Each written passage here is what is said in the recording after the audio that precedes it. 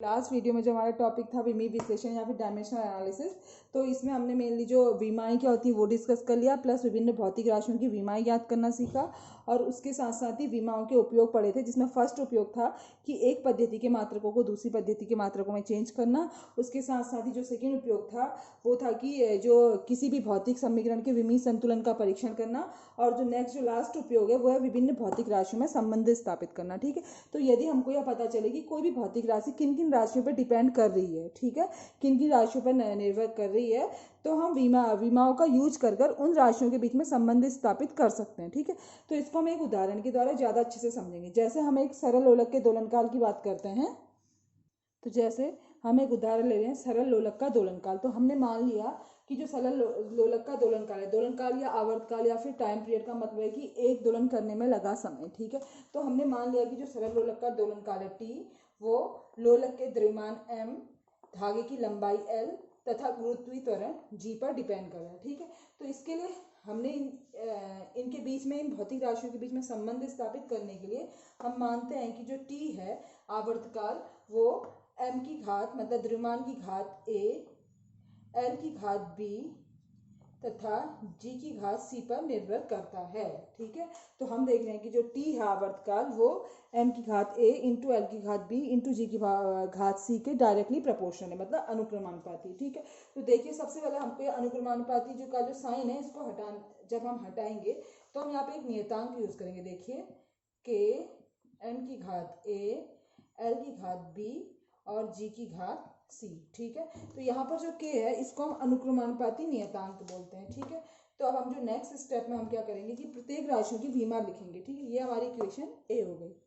ठीक है, अब जो विमा का एक दोष यह भी है कि इससे हम किसी भी जो अनुक्रमानुपाती नियतांक है या भी कोई भी जो कांस्टेंट है उसके मान की गणना नहीं कर सकते हैं। ठीक है, तो हम सबसे पहले t बराबर m की घात a, l की घात b और g की घात c को लेते हैं और इसकी विमाओं को लिखकर विमी विश्लेषण करके हम इसमें a और b और c के मान ज्ञात करते हैं। ठीक है, तो देखिए हम जानते हैं कि t क्या आवर्तकाल मतलब टाइम पीरियड, तो यदि हम t की विमा लिखें, देखिए यदि हम t की विमा की बात करें टाइम पीरियड की, तो ये सिंपल t हो जाएगी। ठीक है, इसके साथ साथ ही m द्रव्यमान है तो m की विमा लिखेंगे तो ये देखिए सिंपल m हो जाएगी। इसके साथ साथ ही l लंबाई है तो लंबाई की विमा l होती है, और g त्वरण है गुरुत्वीय त्वरण, तो त्वरण की विमा l t की पावर -2 होती है। ठीक है, तो ये सब चीज़ें हम निकालना जानते हैं और आप लोग चाहे तो इसको खुद से निकाल भी सकते हैं।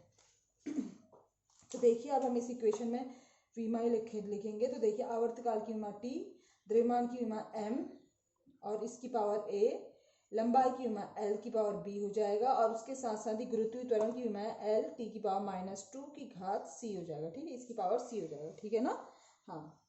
इसके बाद देखिए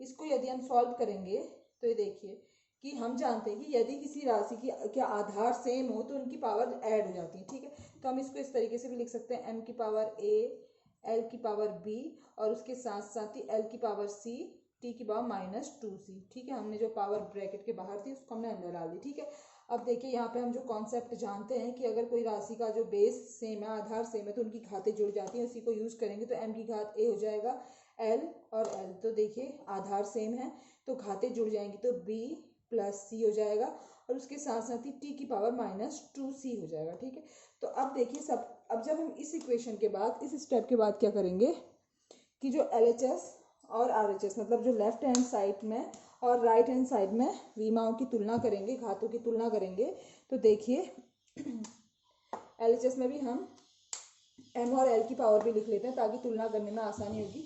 तो चूंकि यहाँ पे m और l नहीं है, इसका मतलब हम इसको लिख सकते हैं m की पावर 0, l की पावर 0, t की पावर 1। ठीक है, ऐसा इसलिए लिखा क्योंकि हम जानते हैं कि किसी भी राशि की अगर पावर 0 होगी, घात 0 होगी, तो उसका मान 1 ही होता है। ठीक है, तो m की पावर 0, l की पावर 0 लिखने में भी इस पर कोई भी इफेक्ट नहीं पड़ा। ठीक है ना, तो उसके बाद देखिए फिर हम देखिए RHS में तो हमारे पास है m की पावर a, l की पावर b प्लस c और t की पावर -2c। ठीक है, तो हम दोनों साइड विमाओं की तुलना करेंगे, घातों की तुलना करेंगे। तो देखिए इधर हम पहले m की घात की तुलना करेंगे तो a = 0 आ जाएगा। ठीक है, क्योंकि LHS में 0 है और RHS में a है। इसके साथ साथ ही l की घात की तुलना करेंगे तो देखिए b plus C equal to 0 हो जाएगा। और इसके साथ साथ ही तथा जो सी की टी की पावर देखिए -2c इक्वल टू 1। तो देखिए यहाँ से हम सी की वैल्यू ज्ञात कर लेंगे, क्योंकि 2 यहाँ पर सी के साथ गुणा में है तो इधर जाके भाग में चले जाएगा 1/2 और साथ में विथ माइनस साइन। ठीक है, तो सी की वैल्यू आ जाएगी -1/2।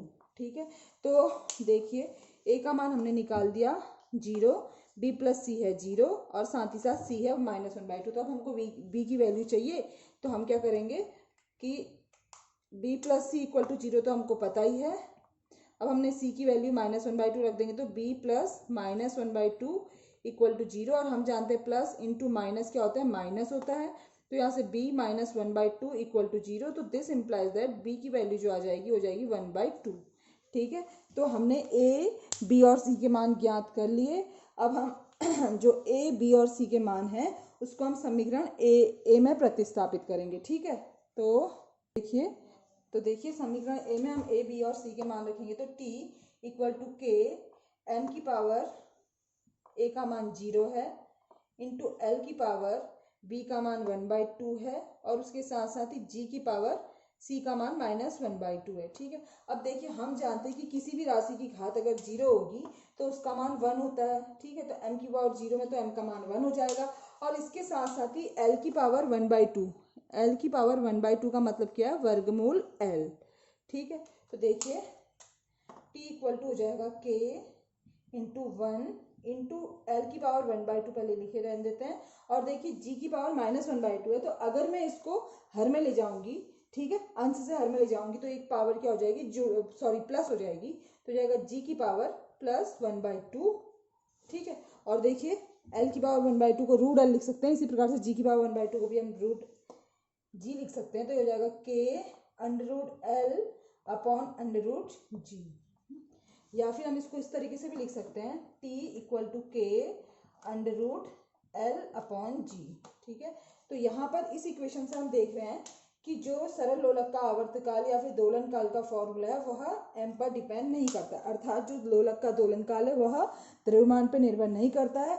और साथ ही साथ ये जो k का मान है, जो कि विमा का एक दोष भी है, क्योंकि हम विमी विधि से हम k का जो नियतांक है उसका मान ज्ञात नहीं कर सकते हैं, लेकिन जो k का मान है वो हम प्रयोगों द्वारा देखते हैं कि 2π है। ठीक है, तो हमारे पास जो पूरा इक्वेशन आती है, तो देखिए जो सरल लोलक का दोलन काल या आवर्तकाल आया वो 2π t equal to 2π √l upon g आ गया। ठीक है, ये जो 2π है वैल्यू k, इसको हम विमी k की वैल्यू जो 2π है इसको हम विमी विधि से तो ज्ञात नहीं कर सकते, लेकिन प्रयोगों द्वारा हमने इसका जो मान देखते हैं वो 2π आता है। ठीक है, तो इस तरीके से हमने देखा कि हमको सिर्फ ये पता था कि जो सरल लोलक का दोलन काल है वो सरल लोलक का जो लोलक है उसके द्रव्यमान पे, धागे की लंबाई पर और गुरुत्वीय त्वरण पर निर्भर करता है। और हमने सारा विमाओं का यूज करके ये रिलेशन निकाल दिया। ठीक है, अब हम विमाओं की जो विमी विधि की जो सीमाएं हैं, विमाओं की जो सीमाएं हैं, लिमिटेशन है, उसको डिस्कस करते हैं।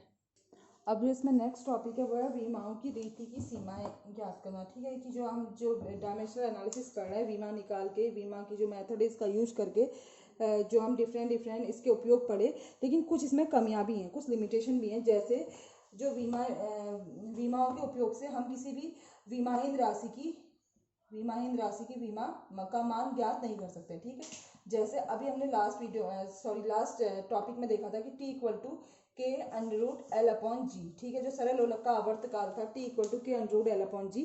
तो विमी विधि के द्वारा हम k के मान की गणना नहीं कर पाए। ठीक है, तो इसका सबसे पहला दोष यही है कि विमाओं के उपयोग से हम किसी भी विमाहीन राशि के मान की गणना नहीं कर सकते हैं। ठीक है, इसके बाद जो दूसरी इसकी कमी है कि यदि कोई भौतिक राशियां, ठीक है, एक से अधिक राशियों पर डिपेंड कर रही हैं और वो आपस में जुड़ या घट रही हैं, ठीक है, जैसे कि v equal to u plus at, इस टाइप की कोई इक्वेशन है, तो इसमें हम आपस में संबंध विमी विधि से स्थापित नहीं कर सकते हैं। ठीक है, विमाओं के उपयोग से केवल हम इस इक्वेशन की सत्यता की जांच कर सकते हैं, लेकिन हम इस इक्वेशन को विमाओं की मदद से स्थापित नहीं कर सकते हैं। ठीक है, और इसके साथ साथ ही जो तीसरी इसकी कमी है कि यदि कोई भौतिक राशि 3 से अधिक राशियों पर डिपेंड कर रही हो तो हम उनके बीच में आपस में संबंध स्थापित नहीं कर सकते। क्यों? क्योंकि देखिए हमने अभी लास्ट टॉपिक में देखा भी था कि m, l और t पर यदि भौतिक राशि डिपेंड करी तो इससे हमको केवल और केवल 3 इक्वेशन ही मिलेंगी। ठीक है, 3 इक्वेशन मिलेंगी।